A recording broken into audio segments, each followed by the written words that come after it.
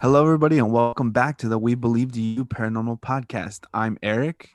And I'm Michelle. And today we have a friend of mine. This is Max. Say hello, Max. Hi. Okay, so just super quick, how I met Max was like back in high school. My first job that I ever had was working at Auntie Anne's, and I made pretzels for a living, and that's where I met Max. And I met a fellow uh, paranormal lover, and I didn't feel so weird, and we—that's what we bonded over was ghosts and creepy stuff. But other than that, do you want to introduce yourself a little further?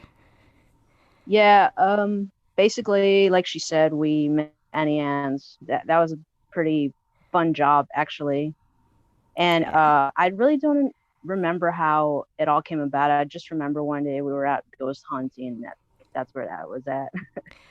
Yeah. So do you know where that house? So okay, there's this old abandoned house in downtown Brownsville. Is it? Yeah, Yeah. yeah. And I don't even know what it used to be or what it was. I don't know if you know Max, but yeah, we. I feel like it's probably very dangerous to go at night by ourselves, but hey, that's what we did, right? Because when you're teenagers, you're indestructible and nothing bad can happen. And had some creepy experiences. It was pretty creepy. But do you have any more details about that house? Do you know what it was or the history of it?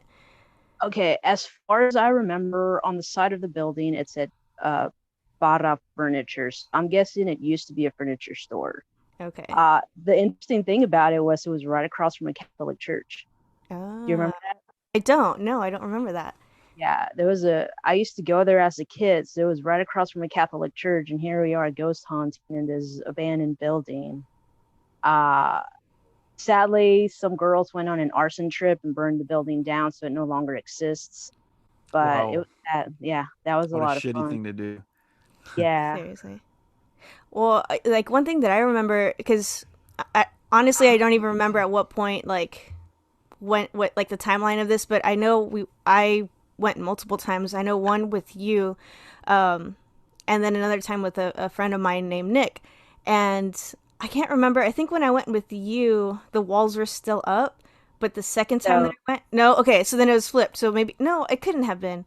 I don't know. I just remember that the walls were up, and then like the next time that I went, they were all like destroyed, and it was just like the frame, like the wood frames and stuff like that. Like you could see from one end all the way to the other. Do you remember that? okay, it wasn't when as bad when we first went through. Yeah. There was like acts of vandalism that I remember, but as far as seeing from one wall through the other end, I don't remember that. Okay. But it So that. was that was upstairs. Yeah. Upstairs was the freaky part. Downstairs wasn't as It freaky. it wasn't as bad. No, for sure. Okay. So I had asked you earlier. Okay, because like when we went, you're like, oh, I have a recording device. We're gonna get EVPs, and I was like, hell to the no. I don't want to. I don't want to have any ghostly experiences. So we didn't do that. But when I asked you, have you ever gotten some EVPs? You're like, let's save that for the podcast. So what creepy experiences did you have in this building? Okay, honestly, I never did the EVP on there because part of me was like really scared to catch something because of the nature or the state of the place. There was photographs from the 1940s everywhere. Uh, I don't know if you remember this, but I went the day before you went with me, and there was a mattress in one of the living rooms. I remember that. And Yeah. then the day I went with you, I was like, there was blood on that Yes. mattress. I was Yeah. like, there was no blood on that mattress yesterday, and I'm not talking about like sprinkles of blood. I'm No. talking like somebody got stabbed there or something. It was Jesus. yeah. It was like a pool of blood. I remember that. Yeah. Yeah, but I mean, I'm guessing horrible stuff happened. Not to mention, probably some homeless people were there. I wouldn't doubt it if people got killed there. But I did go a few times by myself, and for the sole purpose of seeing, because downstairs there was like the floor was littered with books. Yeah. I There remember was a that. ton of books, and I went back a few times to see if some of the books were interesting, and there were like a bunch of like Indian spiritual books and just spiritual books, period. Mm. And every single time I went, I wanted to take a book back with me, but I never did because I was like, what if something is attached to this book and comes back with me? Yeah. I was about to Okay. say, I was like, I don't know if that would have been a good idea. Yeah.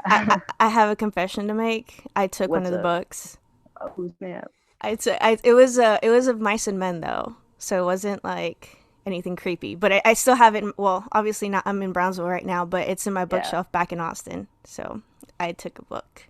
You can't see me right now, but I'm shaking my head in disapproval. Well, it was okay. Yeah. Another super creepy thing that happened. It wasn't. It was kind of creepy, but it wasn't ghostly. But I had a friend who was joining the Air Force and was gonna leave his senior year, kind of thing. And so you said there's like a whole bunch of books, right? There's also like a whole bunch of mail and like newspapers and stuff thrown about.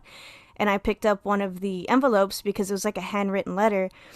And Oh, yeah, I remember that. do you remember that? Yeah. So I took it. I Yeah. took it home with me, and then my friend came over to visit, and I was telling him about it. And he's like, Did you see the address on this?" I was like, "No, I didn't really pay attention. I just took it." And he's like, "Literally, if you change the name and you send me a letter to this address, it's gonna go to the Air Force base that I'm stationed at." And I was like, Oh, snap. "Whoa!" Yeah, it was pretty weird, Wow. but yeah, it was cool. But yeah, that's kind of it. It wasn't ghostly. I guess the most creepy part about it was the fact that there was like you said, mail, newspaper clippings, books, and there was literally photographs of the people who used to live there, and they were all dated back to the 30s and the 40s. Oh wow. And it makes you wonder, did these people just like up and left, and like something happened and they had to move out and leave? Who leaves behind personal mail and photographs? Yeah. You Yeah. know, and it just I've always wanted. I've tried researching the history of that building, but I have just dead ends everywhere. It'd be cool to know, like, why, like you said, why is all that stuff just there? Did something happen and stuff like that? I mean, now unfortunately you can't because somebody decided to burn it down, but Yeah. so I don't know, it's kind of crazy. Yeah. Hey, maybe Michelle still had that letter addressed to those people. Maybe we can get the name from there. Maybe. True.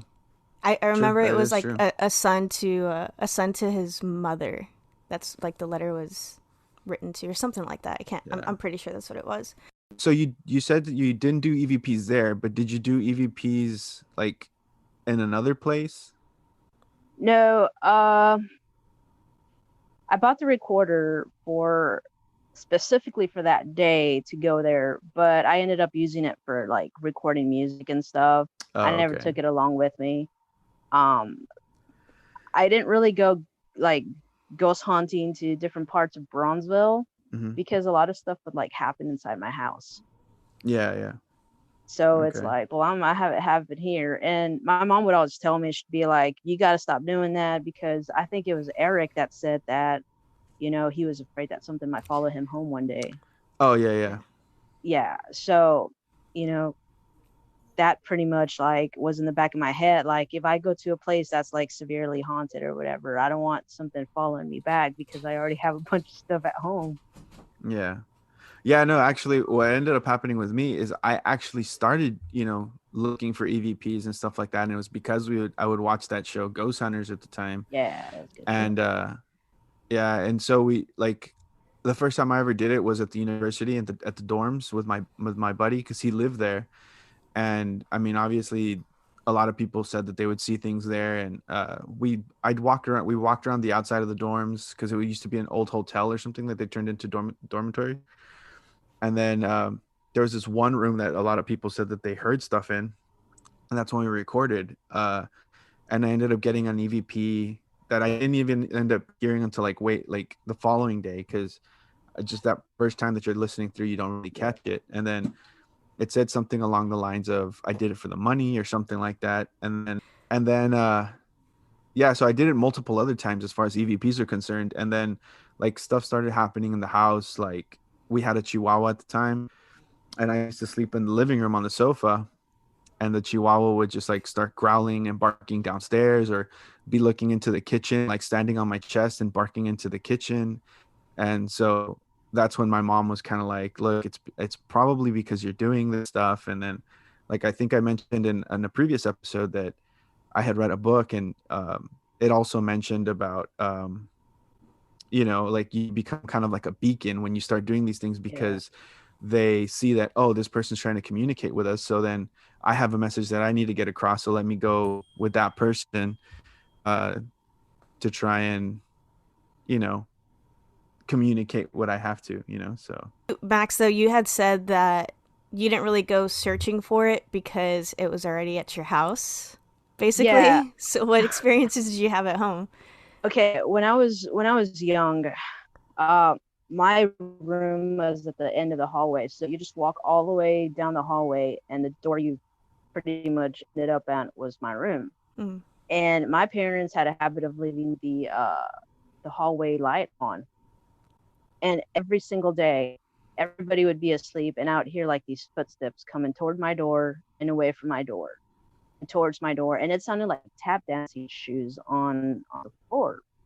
And Mm. I could, and with that was like shadows, like as somebody was coming towards my door and walking away.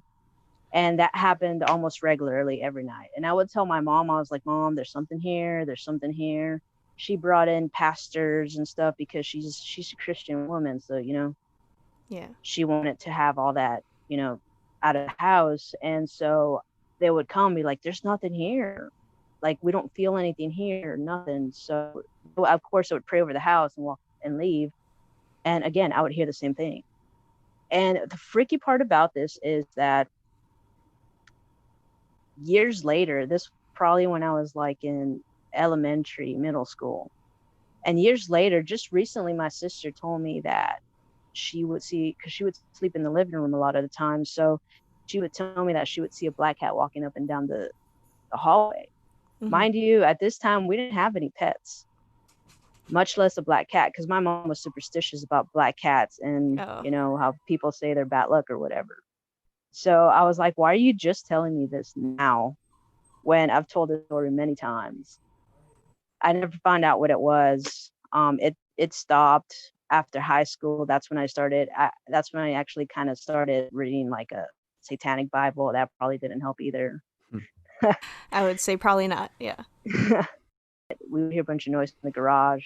We got a puppy, and we would leave him in the garage, and he would constantly whine and whine and whine, and he looked like he was legit scared. Wow.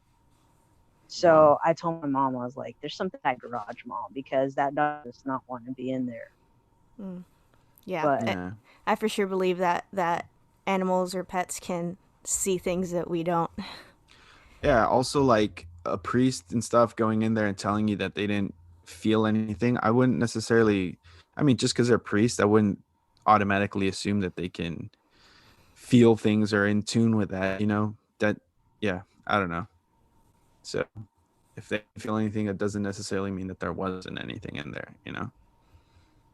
Yeah. yeah, one thing that my sister did bring up is before I moved here to Bastrop, I was living with her in San Antonio, and she was living at this apartment, and then all of a sudden I move in, and I'm like, hey, I'm seeing this guy in the corner of my bedroom. I'm hearing this noise. She goes, you know what? I think before you came in, we heard nothing, we saw nothing, and all of a sudden you're having all these experiences. She's like, I think you're the one that's haunted. Oh no.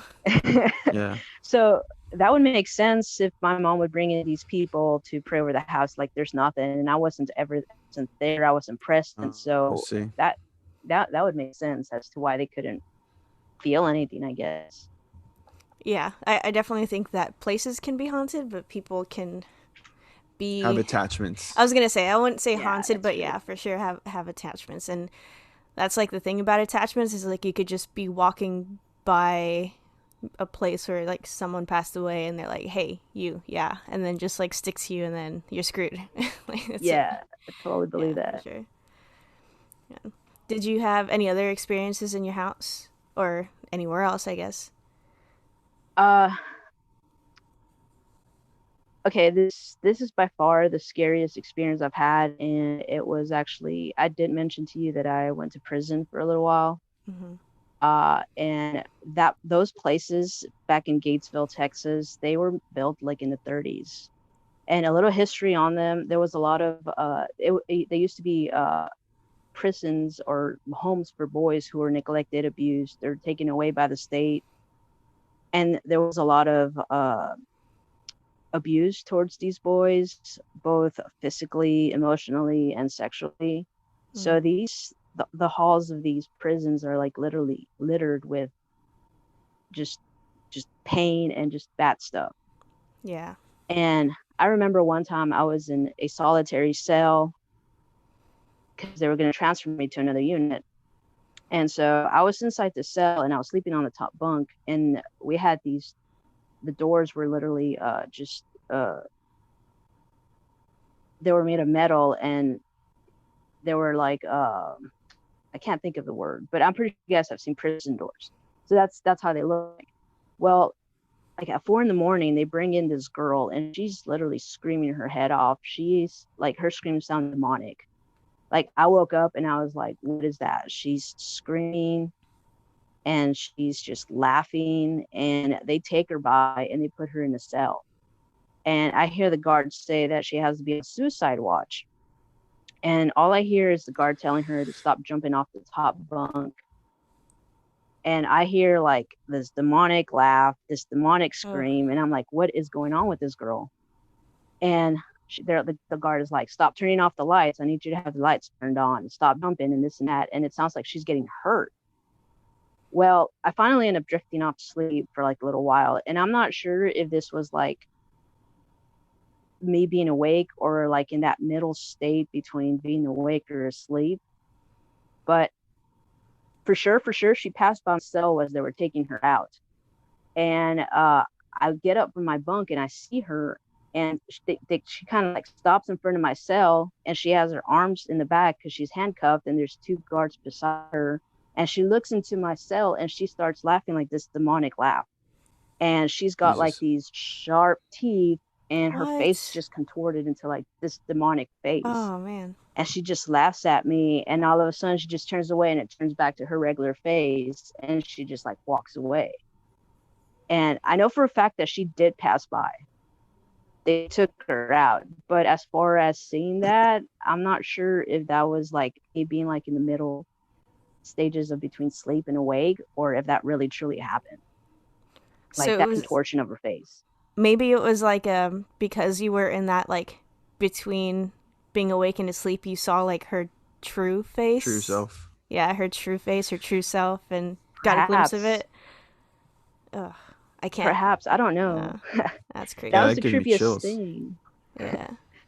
I came to find out that one of the girls that was in that solitary confinement with me, she was talking about this girl and how she was locked up with her and how she was offered psych meds and she tried to commit suicide a few times. Mm. And that would explain like the demonic laughter and stuff. And it was, in a way, it was kind of sad to hear, Yeah. but it's just like, that was just the creepiest thing that's ever happened to me. Just seeing that. Yeah. I mean, now that you mentioned the whole the prison thing, like I wonder if that's where you may have gotten, attachments or something like that, because I'm sure there's been plenty of people that have been, killed there. Like you said, Yeah. it was a place where they had young boys before, and who knows what happened to them there, if some boys were murdered or if they also committed suicide, because I'm sure they had gone through a lot of pain as far as like, you know if they were troubled boys, just the abuse that they may have suffered and stuff. Just it's I mean, it's very highly likely that something could have attached to you, I feel, there in one of those places. It's just like a Yeah. vortex of negativity and pain Yeah. and sorrow. This is true though. Um, not far from the prison, there's this pig farm. That I mean, those are the pigs that they kill to feed the prisoners, and there's a small little cemetery with unmarked graves. All it has is dates from when they were born to when they were died, and it's really sad to see because a lot of dates are like 10 years old, 15 years old, and these are little Yeah. boys that have died in there. And I mean, they don't have names, they just have dates. Yeah. They're lost to time. That's sad. I know you said you had like experiences at your house when you were growing up. then your sister's house, anywhere like besides this place. So is it, do you feel like it's something that's always following you around? Like, do you have experiences almost everywhere that you go? Or, and then people tell you, no, like there's nothing ever like that happens here type of thing. You know what I mean? Yeah, actually I have one. I was in San Antonio working at 7-Eleven, and I used to do the graveyard shift. Mm, And I mean, they would be like, this place is haunted because the bathroom door closes by itself or this and that. But I mean, all that stuff is explainable. Like you open the door, the pressure of the wind can close the bathroom door or whatever. mm, Mhm. Uh, and I was actually in the back, and it was like probably 2, 3 in the morning. And I was on the ladder putting some cups away in the top racks. And do you guys know what an MSDS book is? yeah. Yeah, Okay. we have those there at the nursing home, hospitals, stuff like that. Okay. So It's most of the basic. MSDS, yeah, go ahead. I was gonna explain. It's basically a book that has like for like different chemicals that you may be using and stuff like that, like what to do in case of an emergency, like with each chemical that you may have in your like in the facility that you use. I was just in case you guys didn't know. I didn't, so I Yeah, just nodded my head like I knew what it was, but thanks for Oh, explaining. I didn't yeah. want to sound stupid, but yeah, that's basically okay. what it is. So uh, we had an MSDS book, and Eric, you know that these MSDS books are like attached to the wall, and they look kind of like cages that are holding them. Well, mine had like you like slipped it inside of it. So the only way somebody can get that out is if like somebody like pushed it up with force and got it out themselves. Well, Mm-hmm. I was putting these things away, and that MSD book was behind me. And all of a sudden I hear splat on the floor, and I turn around, and that book is literally like it's up with the letterings up. If somebody were to grab it and push it up, it would have fallen face down with the letters down on the floor. Mm-hmm. So I turned around, and that MSD book was literally on the ground with the face, like the lettering facing up. And Yeah. so I was like, what the hell? So I grab it and I put it back in there, and I try to like try to see how it could have fallen out or something. So I waited for my manager to get there at 6 o'clock, and then I asked her, I was like, hey, those cameras in the back, can you rewind them to see how that book fell? Because I think we have something on video. And she like laughed, and she's like, those cameras don't actually work. Oh no. And I was like, Jeez. what? Are you serious? Oh I was man. like, we could have put this online, and Yeah, gone we viral. could have seen how this book could have, yeah, something, because Yeah. literally, like, it was just me, and I mean, like, Eric would know how hard it would be to just like slip those off, Mm-hmm. just like Yeah. nothing. So, do you think that it's you, or do you think that it's just like the places you happen to go? I actually, well, Or okay, that so you're I told you sensitive to them. Yeah, like that's that's what I was about to go, because like I told you a little bit earlier, Michelle, like my mom has told me things oh about my yeah. family. You know, it has to do with like witchcraft and curses and things like that. And ever since I was small, and my sister too, we've been like fascinated by the occult. I mean, I had the Satanic Bible at one point. I was dabbling in witchcraft and stuff, but it just didn't work for me.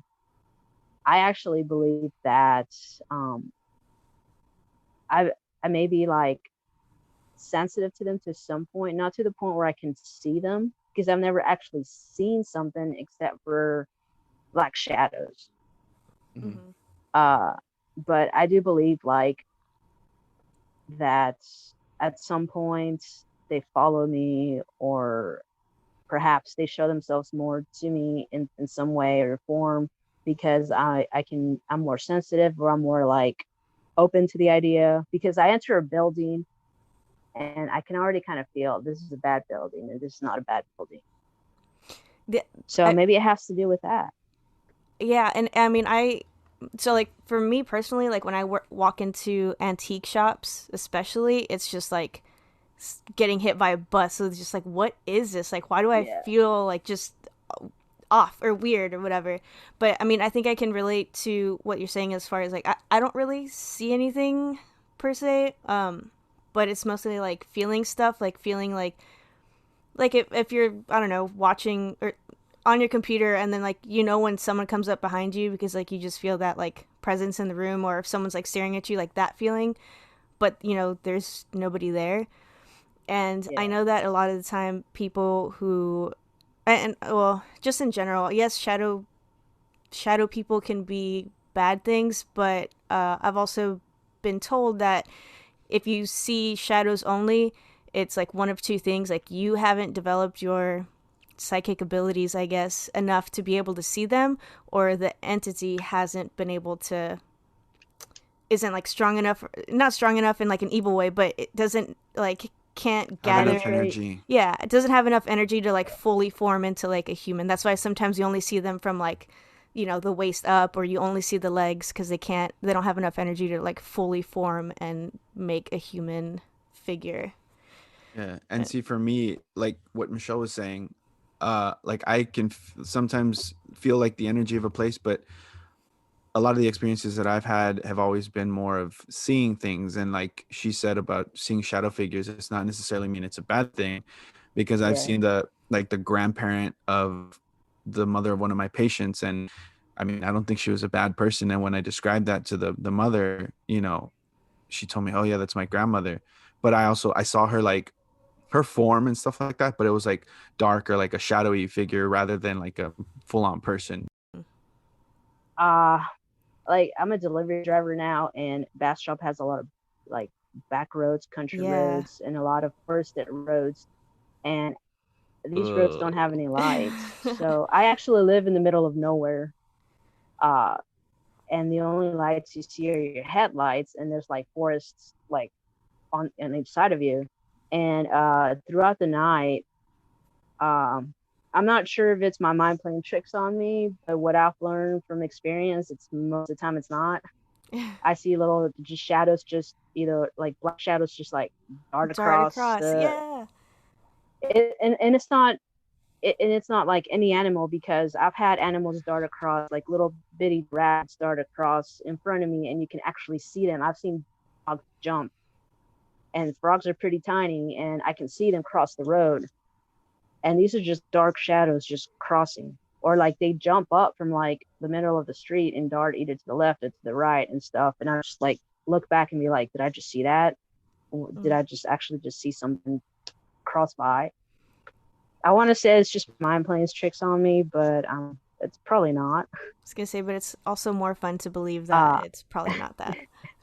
Yeah, I think yeah, that's definitely one of my yeah, like most like feared things, is like going down a country road, or like just where there's just woods on either side at night, and then just like seeing somebody standing there in the woods or something. I think that would like just freak. I just probably hit the gas a little harder to get out of there as fast as I can. Oh, that's you're gonna say to like hit them because you know it's a ghost and just to Oh try. no, no, just get oh the yeah, hell Because out that's of what I would have done. I don't know. I'm there. just saying. No, I mean, if they're in the woods, I don't want to crash my car either. I mean, that's true. I was I've gonna say, actually I've actually thought about that, because I've listened to a lot of creepy pastas about woods and stuff, and there's always that one creepy pasta where they see this like ragged looking man on the side of the road, and then he just disappears. yeah, Yeah, So every time I'm driving by, I'm expecting to see a ragged man on the side of the road at some point. you're gonna or like, some. you're gonna create a tulpa and it's just gonna magically appear because that's all you are like Yeah, focused on, and you're gonna create it, and then you'll see it. No, I I love the mean, if you woods. expect it, like it won't scare you. That's what I tell myself, but I feel like I'd probably freak out anyway. I feel like I should be more afraid of like a guy standing there with a knife trying to murder me, but I think a ghost would be more scary scarier to me than some murderer trying to kill me. That would be No. kind of scary now that you think about it. I'll be thinking about that on deliveries. Oh man. I was gonna say we're like imagining all these scenarios for you, and you're the one that lives out in the middle of the woods and has to do back road delivery. So sorry. when Put when that. we're done with this, Michelle, I'm gonna send you a picture of how dark it is, and it's gonna be with my brights on too, so you can take a guess of what I have to go through every night. Oh man. And do you Oh, mind if we like use that for the like when we post up the video? You No, know, no, you guys can go ahead and use that. I don't mind that cool. at all. nice. Yeah. Hopefully a ghost shows up in that picture. That'd be great. Or a little shadow figure. Maybe. I wonder too if like, okay, me just being me, I'm not gonna bring aliens into it, I swear. But I mean, there's like, you know, people believe in like fairies and gnomes, and like there's also other little creatures, I guess you could say, that um you know, depending on what you believe, like exist in these wooded areas. So I wonder if it's not necessarily like a ghost, but maybe it's some sort of other creature, you know, that their legends. Hey, I'm open to that. I'm really excited that I get to be a part of this with you all. So Yeah, no, we appreciate you being on. No, for sure. Yeah. We appreciate everybody who comes on and especially people who are willing to, you know, talk to us about their lives and be so personal. And you know, it really, I feel, helps get a background to the stories. And you know, it helps people be more comfortable with wanting to come on here and share their experiences, especially because I know we try and not be judgmental and just be here with an open mind. And again, we appreciate you coming on here and just being so open with us. yeah, yeah, definitely. I'm a person who, if it happens to me and I share it with you and you just tell me it's a bunch of baloney, I really don't care because I know what I saw and I Yep. know what I experienced. So like, I'm open. I'm open to that. If you ask me, do you believe in ghosts and this? Yeah, I do. Yeah. I no shame Yeah, in that. Yeah. For that's real. awesome, man. All right, brother. What'd you think? Yeah, I definitely think Max is either sensitive or has a lot of attachments because yeah, those are a lot of experiences. And I also definitely think that uh that Max's time in the like in prison definitely has something to do with it. I mean, with his most recent attachments and stuff and what Max has been experiencing lately. Yeah, I know they didn't really get into details as far as the family curses and things like that, family history. I kind of got a little taste of it earlier when like we were kind of communicating about the show and recording and whatnot. So I'd be super interested to hear more about that. And I know we'll have Max back on in another episode, and hopefully we can get a little bit more into that. I'd like to hear more about the prison stuff too because I just feel like there has to be a lot there because like I mentioned in the episode, you know, there's just so much pain and energy that gets left behind that you know, people have to experience a lot of things in prison. Yeah, I definitely want to look into those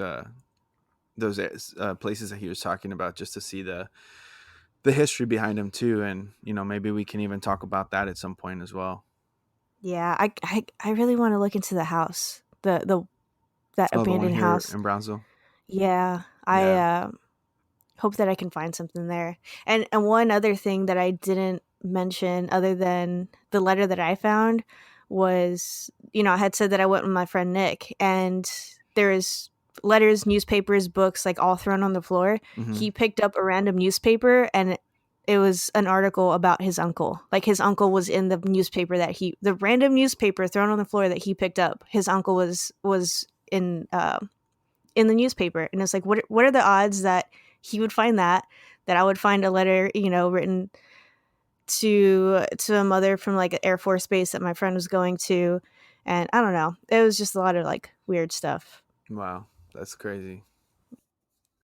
So if you want to find us on social media, you can find us at We Believe DU podcast on Instagram, on Twitter we're WBDY podcast, and on Facebook you can find us either with We Believe DU with a question mark at the end or at We Believe DU podcast. We also have a YouTube channel that you guys can go look at if you want to hear our stuff on there. And that's also We Believe You with a question mark. We're also on Spotify, Apple, on iTunes, and pretty much anywhere you can find your podcasts. And guys, if you could leave us a 5-star review on iTunes or Apple Podcasts, that would be super awesome. We just had our very first 5-star review, and I'd love to read it to you guys. It says, exciting new podcast with so many possibilities. Eric and Michelle make the perfect co-host. This podcast opens up every possibility with the unknown. Their intro episodes give us a clear sense of who they are and what they believe and what this podcast will bring. Anyone's stories are valid, and their invitation to share makes this podcast something to look forward to. Would def recommend. Things are about to get real. And for you guys who aren't hip to the culture, def means definitely. So leave us a 5-star review. It helps us move up in the charts and helps other people find us, and hopefully they can share their stories with us as well. And we would love to read your all's 5-star reviews on the next episode. We want to hear your guys' stories because we believe. Do you?